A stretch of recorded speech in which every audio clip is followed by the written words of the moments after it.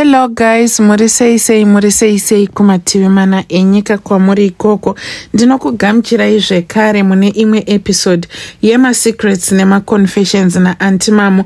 Zvisinei regai ndipinde straight munyaya dzedu dzandauya nadzo in this episode. Confession yedu yekutanga yakamira yakadai. Hi Tete, please post for me. Chitupa changu ndokumbura kuti muvige. Yui Tete, ini ndauya ne confession. Inova iyo confession ya paradza upenyu hwangu zvekuti handichatombozivi kana kuti ndoita sei. Zvakaitika ndezvekudai, ndiri mudzimai ane makore 55 ekuberekwa. Ndinogara munzvimbo yeSouth Africa. Ndanga ndichishanda kumaprazi. Kana nanhasi ndiko kwandichiri kushanda, but ndaakuita zviya zvekuenda on and off. Zvakaitika ndezvekuti kumaprazi kwatanga tichishanda, ini ndanga ndichishanda semusikana webasa. Saka murungu wedu akazotengesa prazi ava kuenda kunogara kuCape Town. Saka paakatengesa prazi, murungu akaita move in mumba imomo. Akabva angonditi, iwewe samaid usaenda anyway because I also need a maid. Obviously you are a good person. Ukaona munhu achikuchengeta kwamakore anokwana kuita 10 uchimushandira. This guy wandatenga imba yake was a very good friend of mine. Saka murungu uya akabva atotaurawo nemurungu wandaishandira ndokubva amudza akatomurekomenda kuti I'm a very good person. Ndakabva ndaramba ndakagara pamba paya ndichishandira murungu uya. Murungu uya we didn't have a problem. Ainge ari munhu ari right. Ini ndaitotya ndichifunga kuti sezvo ndachinja murungu pamwe achazondibata rafu zvekuti ndichatadza kugarisana naye, but ikoko we didn't have a problem. Takazoti tagara after 1 month ndokubva murungu yati kunoku kumaprazi kunonetsera kuti kune mbavha dzinongofamba dzichinunga zvinhu. Saka I think tinofanirwa kuti tinge tichitsvaga chinhu chinotipa security like imbwa or something else chinochengeta pamba, because murungu akabvapo ainge aenda neimbwa dzake. Ini ndakabva ndatorekomendawo ndikati panotoda security iri very tight because kune vakomana vanombodarika vachinunga nyangwe maladha nyangwe hembe, kana vakaona hembe dziri panze vanotora. Saka panotoda chinhu chine security zvekuti kana mukawana chero imbwa zvitori nani. Murungu uya akazongobuda the following day achienda kutown akati ndichambonotsvaka imbwa, ndichangoona kuti ndinenge ndawanei kwandiri kuenda. Ndakabva ndati it's fine, ndokubva ndasara hangu. Ndakazoshamisika ndichiona murungu uya achidzoka achisvika achipaka mota yake. Ndakatarisa imbwa handina kudziona, saka ndaiti kana akabuda akaenda kwaanenge aenda, paanodzoka ndaimanyira kumota kuti ndinge ndichinogamuchira zvinhu kana pane zvinhu zvaanenge auya nazvo. Ndakabva ndanzi enda unotora macheckers ari pasiti mumota. Ndakaenda ndikanotora macheckers aya. Time yandakanobata macheckers ndakanzwa kumasure kwemota kuchitika imwe noise, but noise iya iri silent. Ndakashayiwa kuti chainge chiri koko. Zvisinei ini handina kumboita basa nazvo zvekuti ndiswere ndichidongorera mumota yemurungu. Ndakatora macheckers ndokubva ndanomarongedza mumba. Ndakati ndichibva ikoko murungu uya akabva andideedza futi zvekare akati I have found a pet that can give us the best security ever. Open the boot, pet iya ibude. Ndakati ndichinovhura boot kudai Tete, ndakanowana kuti mainge muine zinyoka zidema dema ranga rakasviba maziso nemuromo, and the skin yanga iri very very very black. Ndakangovhura bhutu ndokubva ndavhunduka ndichimhanya ndichitiza ndichinomira nechekoko. Murungu uya akabva andiseka akanditi ko uri kutiza uri kutizei. Ndakabva ndati ndiyo security yamanotsvaga iyi. Inini I thought kuti maybe muchatsvaka imbwa. Manje isusu vamwe nyoka tinodzitya, hatigoni kugarisana nenyoka. Akabva angonditi don't worry, you will get used to it. This is just a pet, but it provides a very good and tight security, because all black people pavanongoona nyoka chiranga achida kuba anototiza hatombomiripo zvamuchose. That's why I got this bigger one, kuitira kuti vanhu vatye vagotiza. Tete ndakarohwa nehana, but I was no longer comfortable kugara mumba imomo muine nyoka. Akabva aitora nyoka iya ndokubva yamumonera akanyarara ndobva aitakura ndokubva apinda nayo mumba akanoisa mune imwe spare room yanga irimo. Spare iyoyo yaiwanzokurarwa nevana vake kana vachinge vauya kubva kwavanenge vabva. Akanoitsveta imomo pamagumbeze ndokubva aisiya imomo. Inini vhudzi ranga rongomira, vhudzi rakungosungana sungana ndisingachahwisisi manje kuti ndoita sei, ndobata papi ndosiya papi. Ndanda kungoti nyangwe ndichifamba ndikangogumiwa nechunhu ndotofunga kuti inyoka iyi. Takagara tete but ndakatanga kusangana nema-challenges ekuti ndakatanga kushaya hope mausiku. Ndichishaya hope yanga isiri nhau yekuti ndainge ndichitya nyoka. No, ndanga ndisingatyi nyoka, but nhau yanga iripo ndeyekuti ndaiti nyangwe ndikapinda mumagumbezi ndichida kurara, hope ndaitodzishaya zvamuchose. Then ndakazoti day rechi3 ndipo pandakazongobatwa nehope. Time yandakanovhara maziso angu kudai ndakabva ndatanga kurota ndichiona zinyoka riya richipinda mumba richifamba nemadziro. Raisvika rotenderera imba yose nemadziro because mubhedha wangu inini wanga uri pakati. Rotenderera imba yose then rozokwira pamusoro pemubhedha. Ndaitonyatsokurinzwa kuti pane chinhu chiri kufamba pamusoro pemablanketi angu but ndanga ndisingatombovhuri musoro zvamuchose. Ndakatanga kuita maproblems ekuti ndakatanga kumuka ndakaboorwa pazasi petsoka apa pakazara ropa zvisingaiti ndichita like munhu anga achibayiwa netsono. So this other day ndakazonoti ndarara tete, ndakangonoti ndichirara, so ndakarara kuda maybe 1 hour to 2 hours. Ndipo pandakabva ndatanga kuona murungu uya achipinda mumba akabata zvinhu zvinenge masirinji, so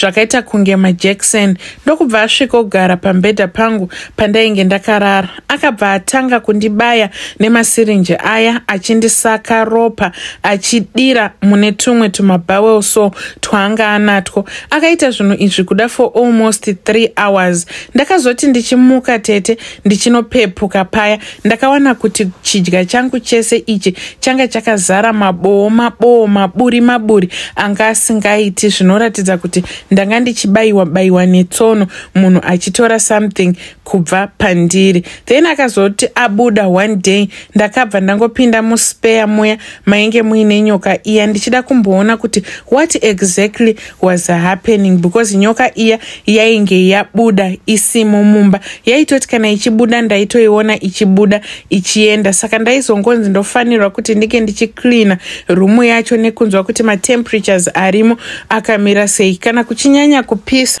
ndobva ndameka sure kuti the room inotonhorera, kana kuri kutiwo kunenge kuchitonhorera then ndomeka sure kuti room iri kudziya. Tete pandakazonopinda ndichida kucleana mbamuya ndakabva ndawana patable paine kabhawel kanga karipo kanga katori nefresh blood ranga riripo.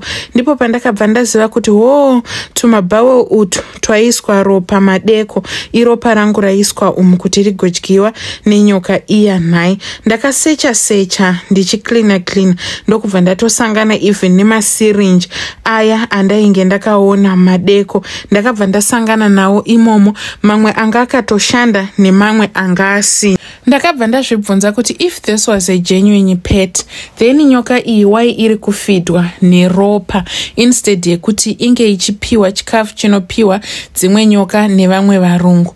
Day iroro ndakazoti ndaenda kunorara manheru acho ndakabva ndazorota nyoka iya ichipinda futizve zvekare mumba mandainge ndakarara ichirara neni kutoita bonde neni chairo.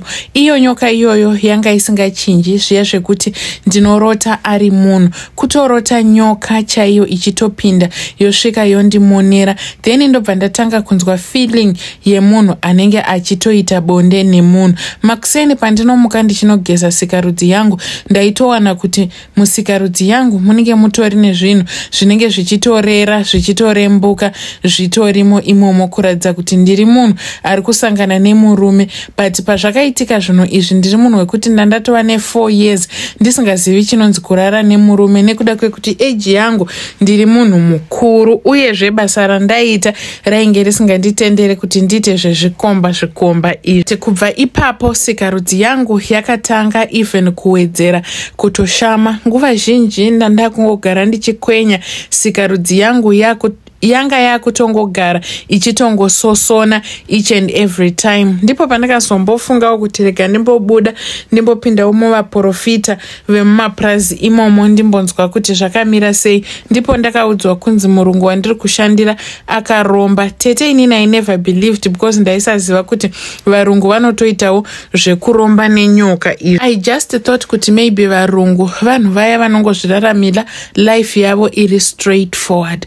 But muprofita uya akabva andiudza kuti manje chero mukada kuti munge muchibvapo, kuti munge muchibvapo hazvichatoita because murungu uyu akatokugadzirai kudhara ende akatopedza nemi.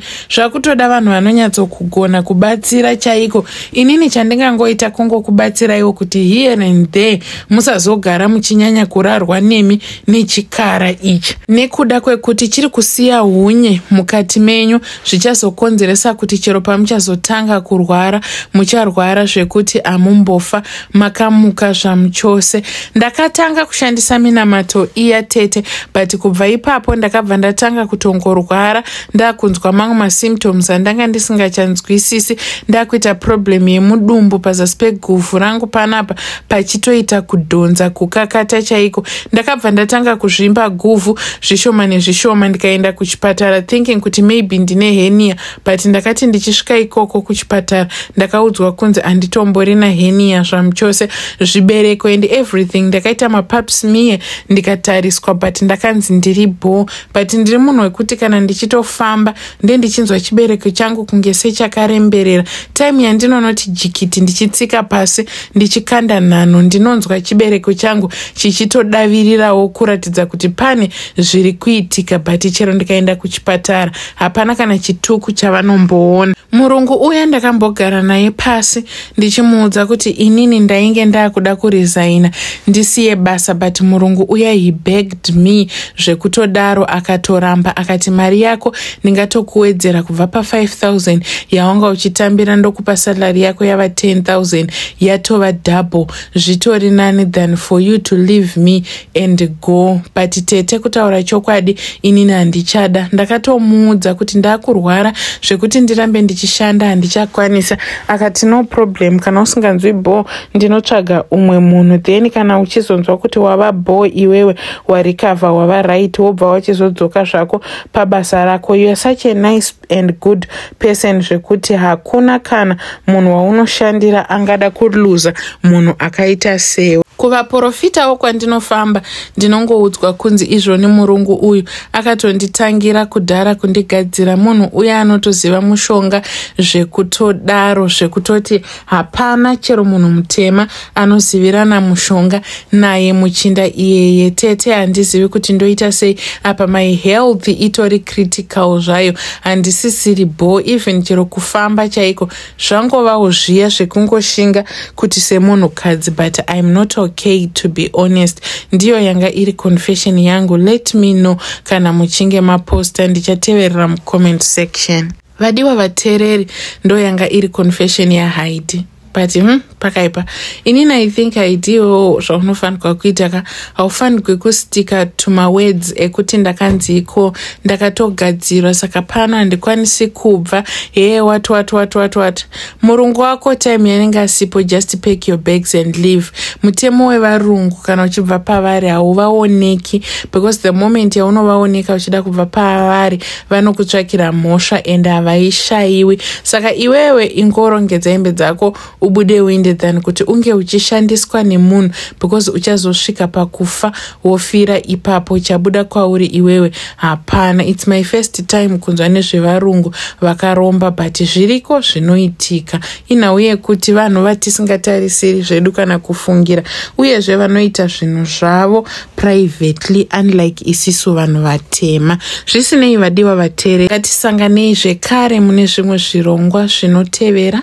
Please don't forget to comment, like uyezve nekusubscribe.